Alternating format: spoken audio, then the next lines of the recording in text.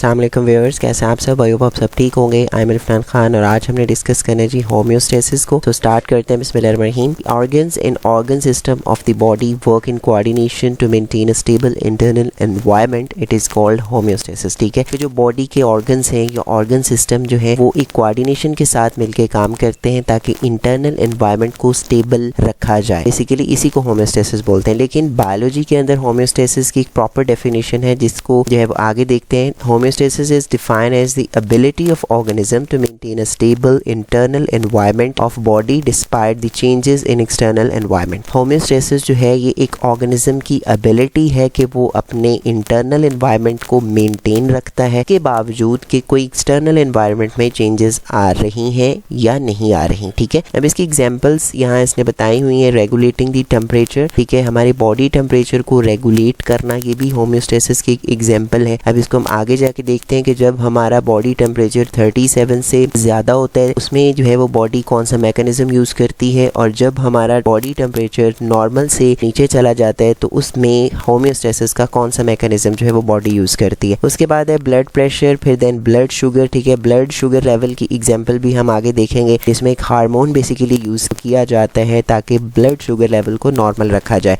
उसके बाद आगे अब इसकी इंपॉर्टेंस को देखते हैं। इंपॉर्टेंस क्या है जी? Homeostasis play a vital role in supporting the overall health and wellbeing. Homeostasis एक वाइटल रोल प्ले करती है, मीन बहुत ज़्यादा इंपॉर्टेंट रोल प्ले करती है ओवरऑल हेल्थ को सपोर्ट करने में और वेलबींग को। अब इसने यहाँ कुछ एग्जांपल्स दी हैं कि each cell is a sophisticated machine. Sophisticated mean नफीस, उर्दू में हम इसको पेचीदा भी कह सकते हैं। ठीक है, इंग्लिश में complicated. That plays a precise role within the body. ठीक है, जो एक अपना प्रिसाइज रोल जो है वो प्ले करता है बॉडी के अंदर। अब जो इसकी प्रॉपर फंक्शनिंग है सेल की वो उसी वक्त पॉसिबल होगी जब extra cellular condition like temperature, pH, salts की कंसंट्रेशन, ग्लूकोज और ऑक्सीजन की जो कंसंट्रेशन है बेसिकली वो नॉर्मल रेंज में होगी, फिर ही सेल जो है वो अपना प्रॉपर फंक्शन कर पाएगा। उसके बाद आगे उसने लिखा है कि when we do hard work, जब हम हार्ड वर्क करते हैं तो हमारे मसल्स हीट प्रोड्यूस करते हैं जिससे हमारी बॉडी का टेम्परेचर बढ़ जाता है। तो इस तरीके की कंडीशन में क्या होता है, जो टेम्परेचर रेगुलेटिंग सेंटर जो है ब्रेन के अंदर वो मैसेज भेजता है टू दी स्वीट ग्लैंड। ठीक है, एज अ रिजल्ट क्या होता है, स्वीटिंग अकर हो जाती है और इससे हमारी बॉडी का जो टेम्परेचर है वो नॉर्मल पे चला जाता है। मीन वो ये कहना चाह रहा है कि जब हम हार्ड वर्क करते हैं तो हमारे मसल हीट प्रोड्यूस करते हैं जिससे बॉडी टेम्परेचर बढ़ जाता है, और उसी बॉडी टेम्परेचर में क्या होता है कि वो टेम्परेचर रेगुलेटिंग सेंटर जो ब्रेन के अंदर प्रेजेंट है वो सिग्नल भेजता है